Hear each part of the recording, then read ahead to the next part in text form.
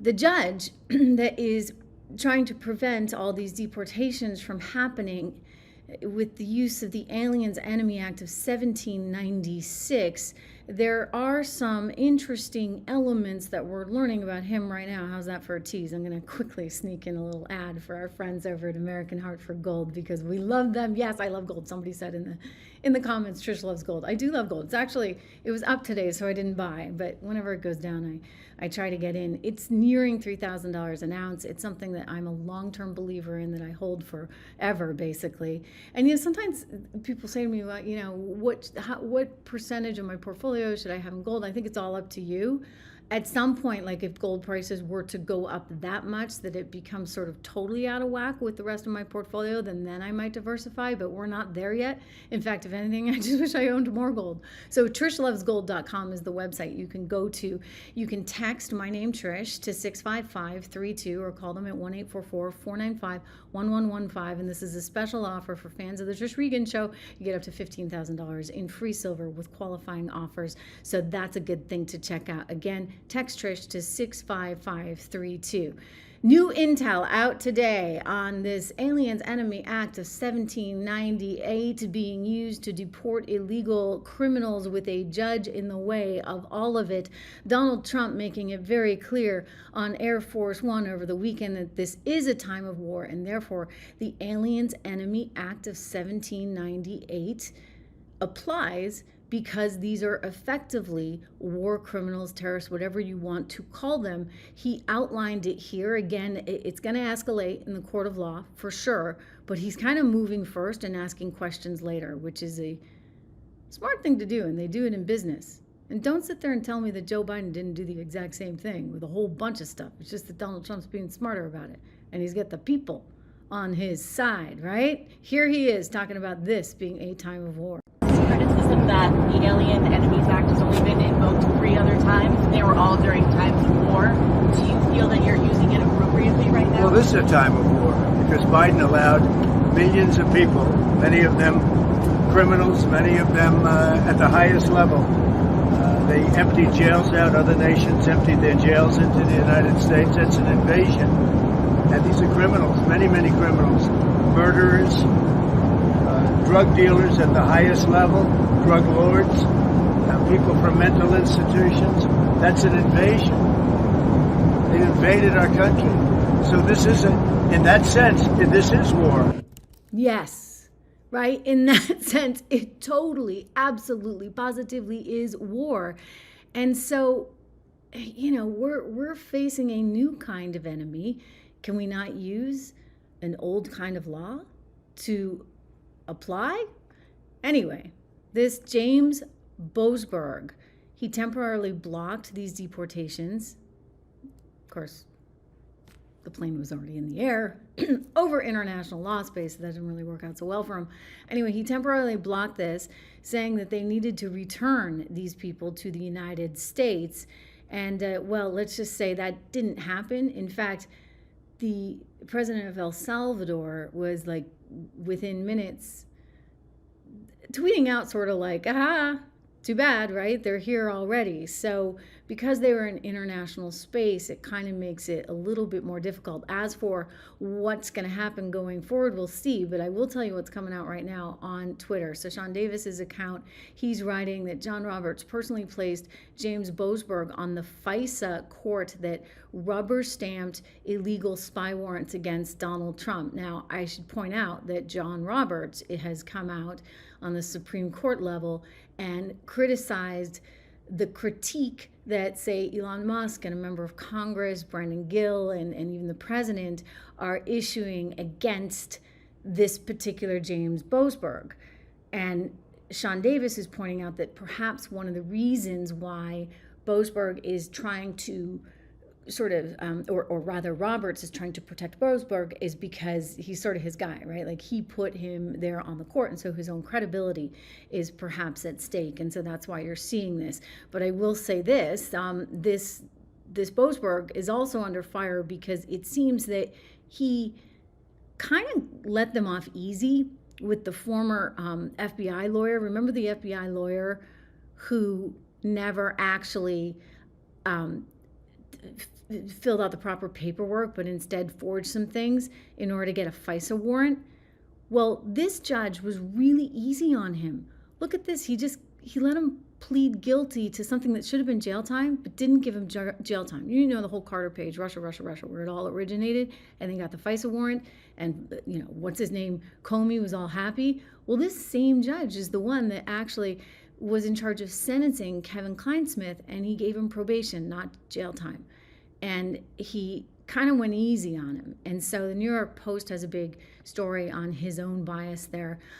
He did order him to serve 12 months of probation, 400 hours of community service. But, look, the guy's like forging records in order to get FISA warrants on a presidential candidate. That doesn't exactly seem very American, right? It doesn't. So Boasberg, he's in a lot of trouble now. The New York Post also points out that he's not entirely predictable, that actually when they were trying to get Donald Trump's tax records, he didn't let them do that.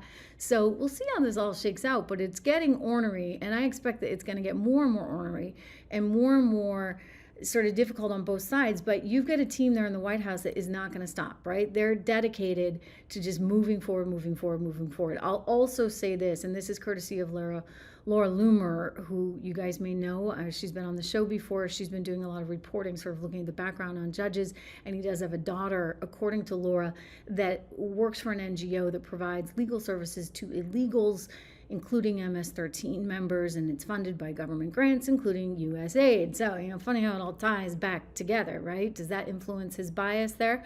Possibly. He's trying to say, okay, we got to stop it right now. Now, what happens? This becomes a very difficult story, if you would, for the left that's fighting it. It's sort of like brilliant politics or brilliant chess, because the White House's response to this lawyer, Boasberg, is that the administration did not refuse to comply with a court order, that the order had no lawful basis because it was issued after the terrorist aliens had already been removed from the country.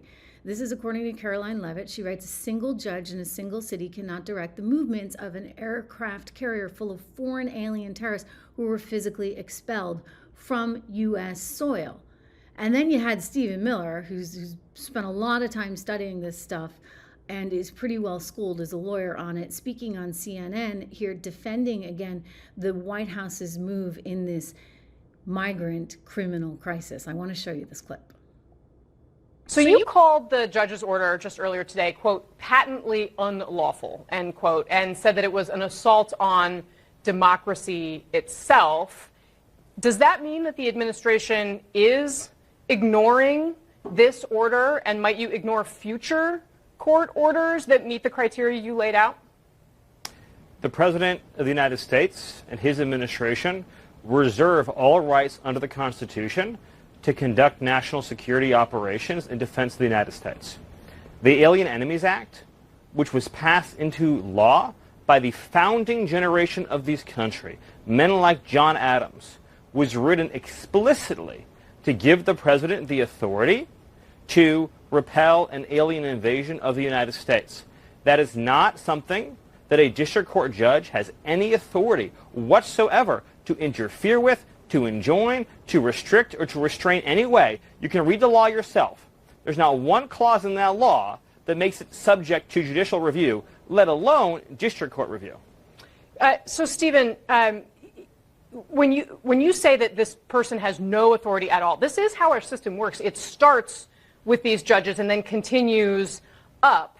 At what point does it become, in your view, legal for the justice system to be looking at this and making a judgment? And I fail to see how there's any other way but to start with where we're starting here before you get to eventually the Supreme Court.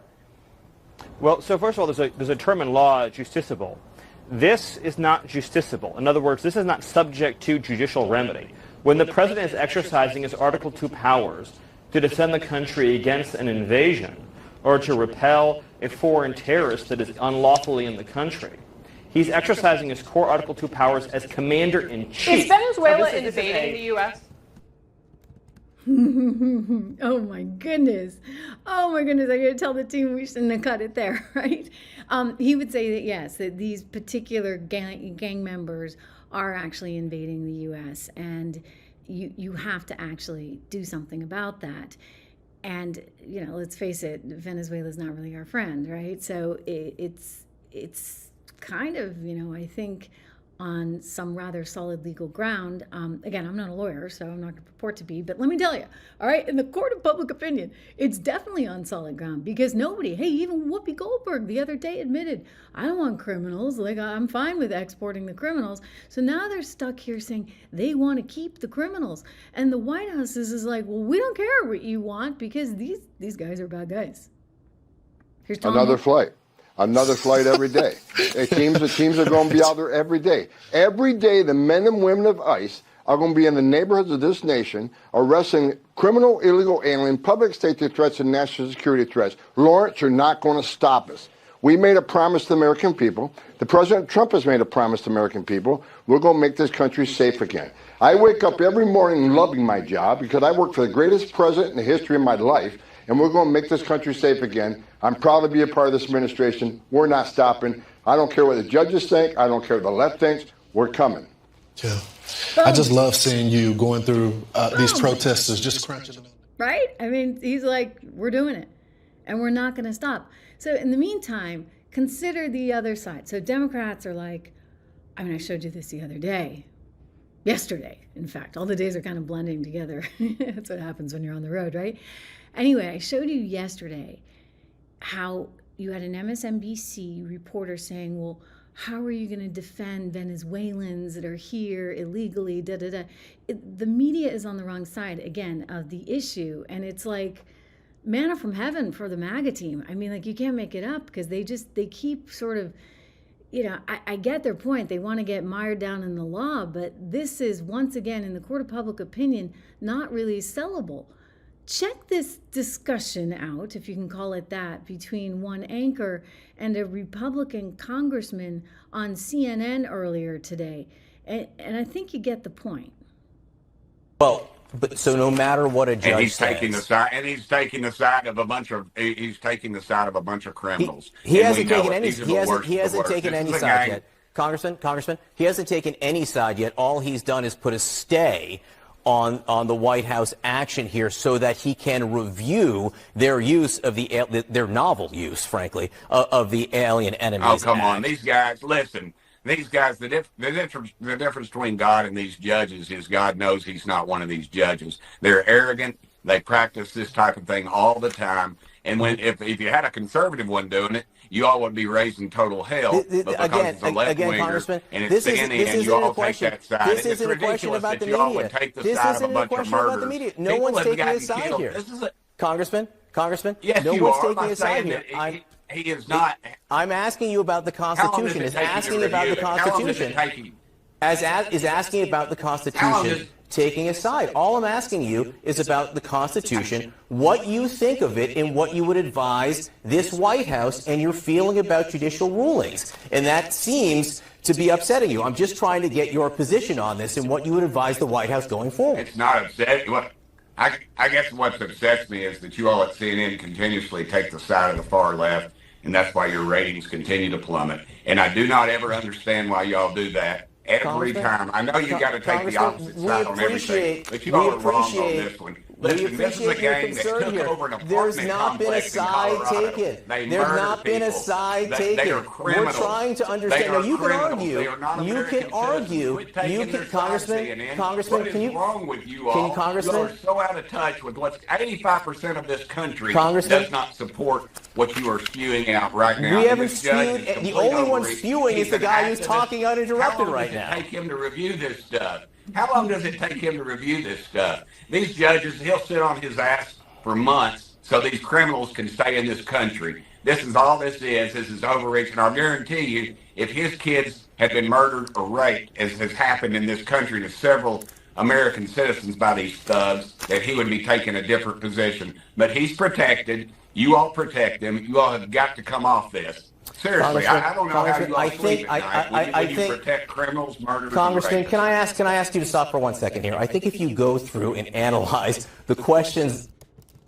Yeah, if you go through and analyze the questions, you're still going to come back to this idea that you can't really be stuck there defending the criminals, which I was just going to respond to Spirit-Filled. And again, thank you for the generosity. It is great to have you here on the program again. It's exactly why Democrats are suffering with really, really bad popularity ratings, because Americans see them as not representing them and their values anymore. And that's really, really being driven home over and over and over again.